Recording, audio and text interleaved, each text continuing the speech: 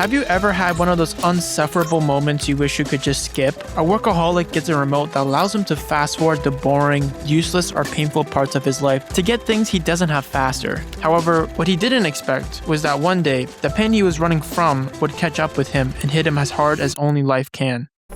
The first thing we see is Adam Sandler. Here, Michael Newman, sleeping, being surrounded by a complete mess, same as the relationship he will keep with his life. Michael Newman, an architect who has to divide his life between two worlds, work and his family. He is woken up by his two children who want to watch cartoons. His son tells him that there's a universal remote that can help old people like him, a device that can give him what he thinks he needs. The gap grows when his daughter asks him if he'll ever finish building the treehouse. Michael replies that he hasn't been able to keep his promise because he has a lot of things to do. He is consumed by work. He heads to work and encounters a neighbor's son, whom he can't stand. And the boy annoys him by pointing out that his car is worse than his father's. He works as an architect for a large firm and is great at it. He's presented with a golden opportunity to design a luxury hotel for a Japanese firm with the promise of a promotion. The only thing is that he will have to sacrifice the vacations he had planned with his family. Nevertheless, he accepts, and to his dismay, he arrives late to his son's Ben's swimming competition. There, he meets Bill, his son's swimming coach, notices the good relationship they forged, which awakens jealousy in him.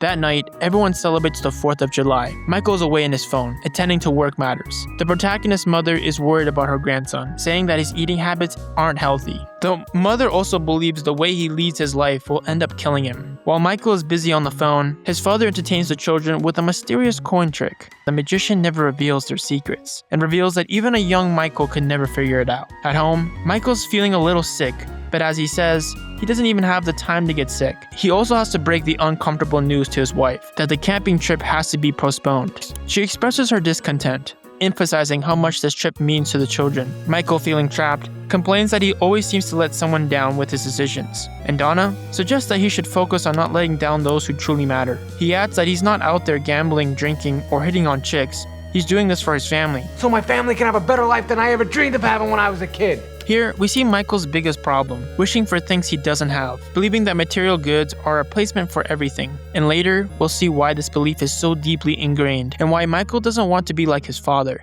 With his mind on work, Michael tries to start a documentary about Asian architecture for inspiration, but he confuses the remote control for his toy helicopter with the TV remote, hurting himself in the process. He asks God for a break. Fed up with always confusing remotes, Michael decides it's time to make his life easier, and heads out in search of the universal remote the neighbor has. Despite looking for it, he finds nothing. So, a little tired, he lays on a bed. Turning around, stumbles upon a section called Beyond. He walks down a long hallway with flashing lights and meets Morty, a mysterious man who seems to know the solution to his problem. Morty guides him to a more secluded part of the store, called Way Beyond. There, without expecting anything in return, he gives him a peculiar remote control. He explains how easy it is to use. Simply point, click, and over time the control will adapt. Confused, Michael asks why he's been given the control and receives a simple but profound answer. Once in a while, good guys need a break. However, before Michael can leave, Morty gives him a warning. The control is non-refundable. Michael arrives home quickly and gets to work.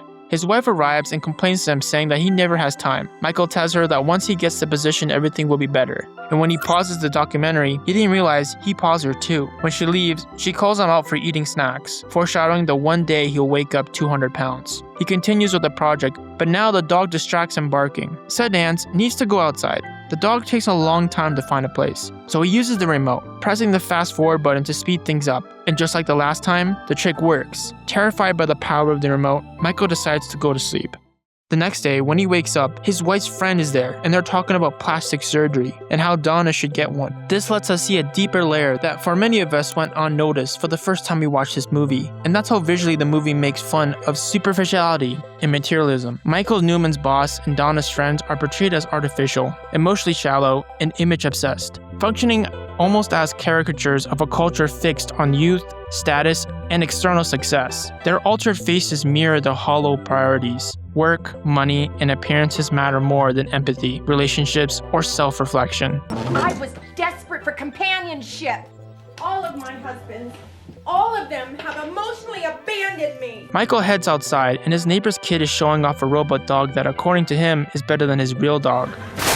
Michael returns to Morty thinking this was a hidden camera prank. Morty reveals the truth. This universe remote has the power to remotely control Michael's universe and teaches him how to use it. Upon pressing the menu button, the menu of his life unfolds before him, allowing him to reveal any episode he desires. Michael quickly immerses himself in memories of the night he was conceived, his birth, and the day playing American football by a lake with his friends. In that memory, we discover Michael's origins of worrying more about material things than his family. He told his friends to have dinner in his tent, but they turned him down, preferring to watch television in a camper van. Frustrated, Michael's questioned his parents about not having one of those camper vans, to which his father replied that it didn't represent the essence of camping. His family focuses more on enjoying small family moments. Michael felt much less and wanted to inspire more. Michael asked, "Who are you?" And Morty only gives him a card saying that he can call him if he has any more questions. Later, the boss says he's counting on him for the project. The boss receives a message that his wife is in rehab again, and he will need a female companion, which Michael suggests Donna's friend, because they're very alike.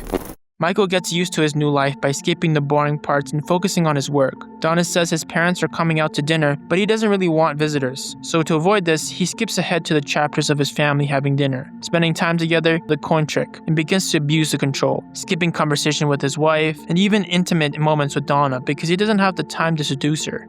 But to his surprise, he discovers that his performance and intimacy has been mediocre, and has no recollection of the conversations and commitments he made at dinners. Scared, he seeks out to Morty again to understand what happened. Morty explains that when you use the fast forward, Michael is simply operating on autopilot, being almost like a zombie, just being there barely existing, performing actions without mentally registering them. Therefore, although he appears to be participating in life, he remembers nothing of what he has experienced. With this new information, Michael decides to use the control to avoid unpleasant moments such as illness, arguments with his wife, cold showers, getting ready with his kids, and long traffic jams. Later, the day of the project presentation arrives, and during dinner with the Japanese businessman, Michael impulsively decides to present a design to Mr. Wasuta, Michael's boss. He makes a slip-up by jokingly referring to the Japanese baseball players as the names of the dishes. This awkward mix-up prompts Mr. Wasuta to withdraw and discuss the matter with his team. Eager to hear their thoughts, Michael grabs the remote and turns up the volume, but he can't understand the Japanese. So, he activates the remote's translation function, and it works. Michael overhears the businessman criticizing his design, saying it looks like something out of a bad documentary about Asian architecture, and they criticize his idea of a river in the lobby, expressing that they would prefer more rooms to increase profits. Michael also discovers, somewhat surprisingly, that Mr. Wasuta plans to conclude the meeting by running a restaurant he considers the pinnacle of American culture and enjoying some jello shots. When Wasuta returns to wrap up the meeting, Michael uses the information he received and decides to play his last card, disregarding his original proposal and suggesting a new version with more rooms to maximize profits. He then suggests that if they trust him and award him the contract, they could celebrate at TGI Fridays. To everyone's surprise, especially John's, Mr. Wasuta is impressed, and upon returning home, awards the contract to Michael's company. Overjoyed, Michael surprises his family with gifts, revealing that he secured the contract with Wasuta and that John has promised him a promotion. To celebrate, he gives his children bicycles and a stylish bag. The children are thrilled, and their father encouraged them to take them for a ride to show off their new bikes to their neighbors. However, this will be one of the last moments he shares with his family in a genuine way, and not in a rushed manner as usual. Remember, when Michael went back to his key moment in his childhood, all of his friends left him alone because he didn't have a TV. That's humiliating.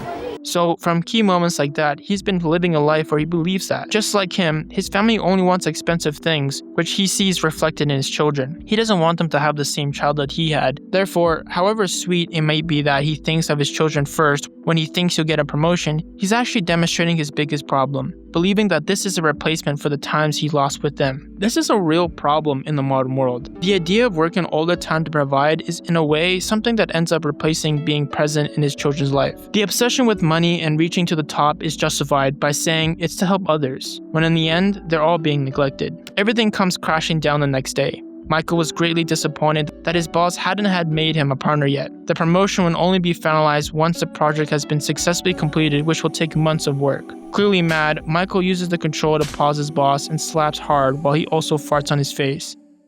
He storms off furious with Morty. He wondered if it was a good idea to fast forward his entire life to the moment he was promoted to partner. So Morty told him it was a terrible idea. The scientists try to warn him with a metaphor about a goblin. The nature of desire always implies lack. When he gets what he thinks he wants, he'll stop wanting it because there's no object that fits the hole. But Michael was as stubborn as a mule, and his frustration took to his house, where his children innocently showed him the blueprints they made for him, but he judged them rudely, as if he were professionally evaluating blueprints, bringing them to tears. And as if that weren't enough, before his son leaves, he tells him that work is the most important thing of all, that being creative won't do him any good, and that his life should be based on kissing up to the bosses to get at least a few crumbs. Something that would be in his mind forever. Generational trauma.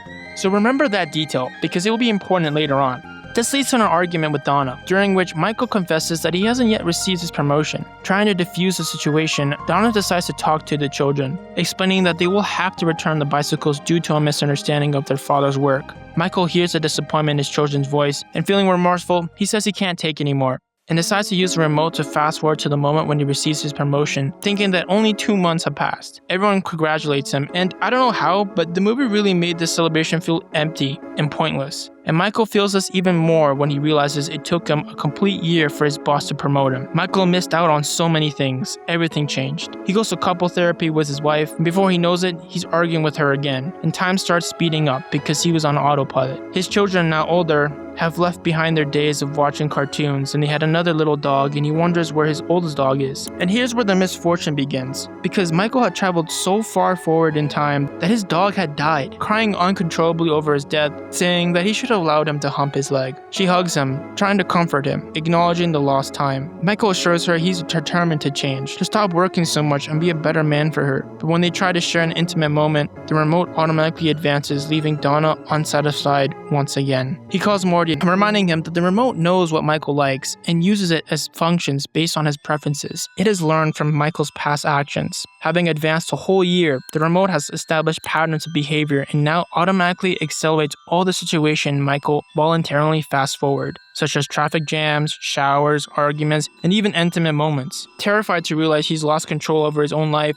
Michael tries to get rid of the remote, but no matter how hard he tries, the device always returns to him. The next morning, with the aim of preventing the remote control from acting on its own, Michael decides to skip his usual routine. He refrains from showering, puts on a bathrobe, and cycles to work. At the office, he informs that he's decided to retire soon, and he's going to replace. So this was going to be a promotion. And time jumps forward to where in the blink of an eye, 10 into the future are skipped. Just how Donna predicted one day he was going to take up being morbidly obese. He returns home and his children are no longer the little ones he remembered. Ben also has a problem eating junk food and hates his dad. His daughter was showing off her body and he scolds her. But what hits him harder is that Donna left him for Ben's former swimming coach. Blinded by rage, Michael confronts Bill, and in the midst of the confrontation, Donna intervenes, confessing that she hates him.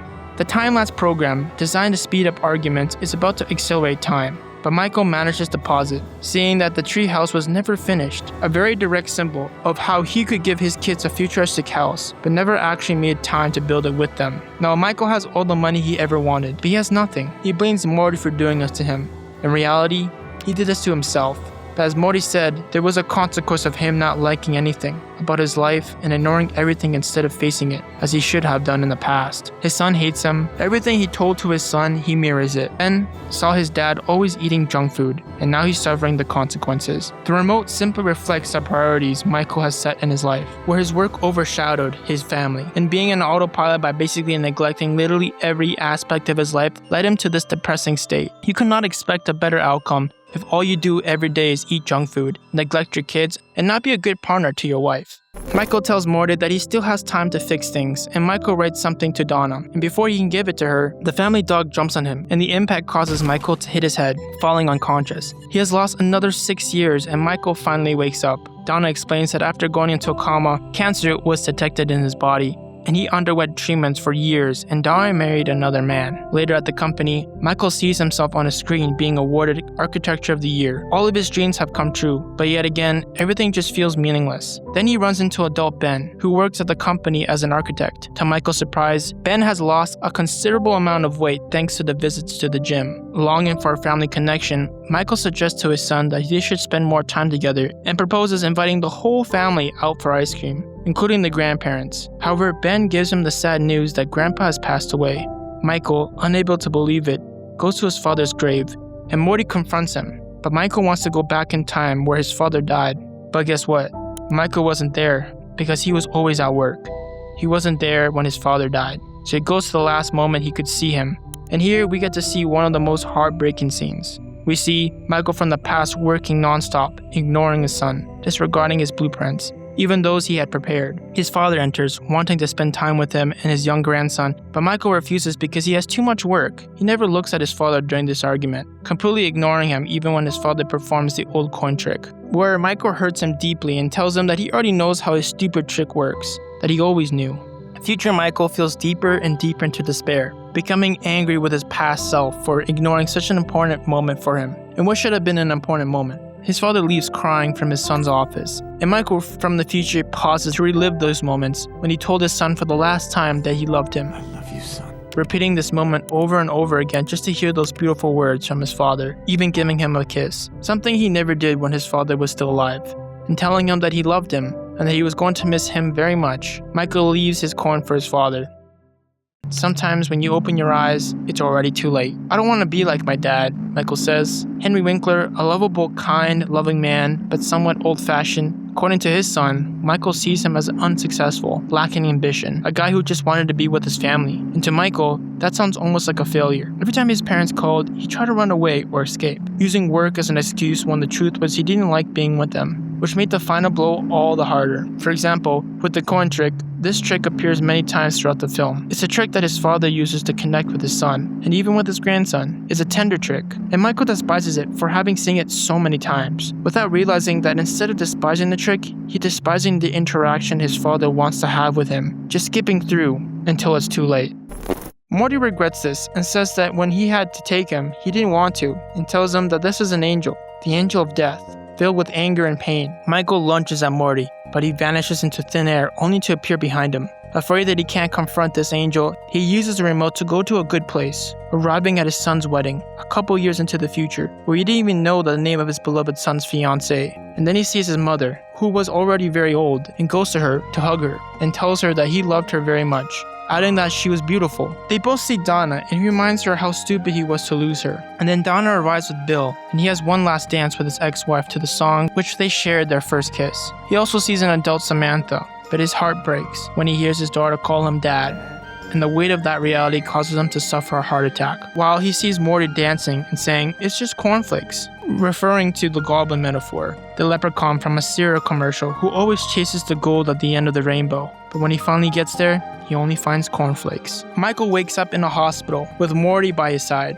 Michael demands to know why he made him lose his entire life, but Morty replies that Michael was already living a life at full speed long before he met him. He simply lived the life he chose. Soon, his children enter the room, but Ben confesses to his father that Samantha has been by his side for over 36 hours, waiting for him to wake up. Michael asks Samantha why she did it. She replies, "Because you're my father." Michael thought Samantha saw Bill as her father, but she says, "I have two fathers." Before being escorted out of the room, Michael learns that Ben canceled their honeymoon due to work commitments, following the advice he once gave his son. Click has been showing us the theme of generational traumas, of those invisible inheritance that go generations to generation. Michael becomes a clear example of how unwittingly we inherit and pass on our inner demons to future generations. He falls into the same trap of prioritizing work over his family, demonstrating how these wounds, when not confronted, perpetuate themselves. This pattern reflects a painful truth. Pain that is not transformed is transmitted. Michael doesn't want his son to go down this road, and he wants to tell him something, but his heart was racing, so they have to get their children out of there immediately. But Michael wants to tell his son something one last time, not to be an idiot. He disconnects from the machine to chase after his son. Morty warns him that he will die if he disconnects from the machine, but he doesn't get very far, as he collapses in the street, suffering another heart attack. In a heartbreaking scene, his entire family arrives with Michael, and he tells his son that his family must come first, and that they should go on their honeymoon. He tells his daughter that he may have not lived 200 years, as he had promised in her past, but he is at least happy to see her so beautiful. He can't say anything to Donna because he's running out of breath, tells her that her note is in his pocket, revealing what Michael had written back then. And just like he did when they were young, he told her that she would still love him the next morning. Donna answers the question by saying that she will love him for all of her life. Finally, Michael dies in front of his entire family.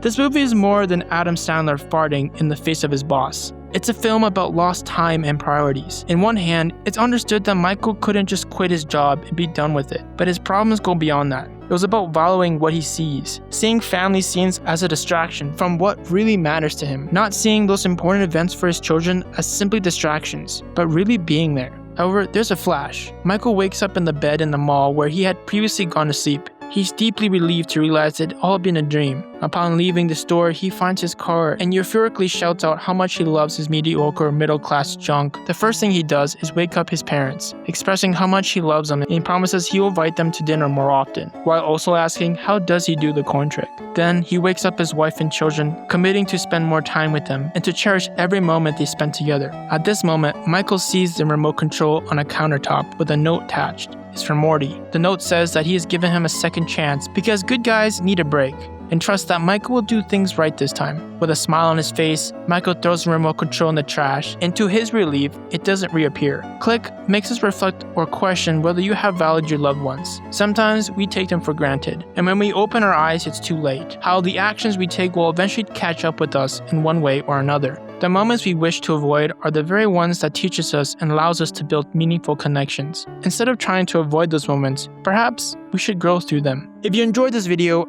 I would really appreciate it if you can show some support by hitting that like button or subscribe button, as this will help the channel a lot. Thanks for watching.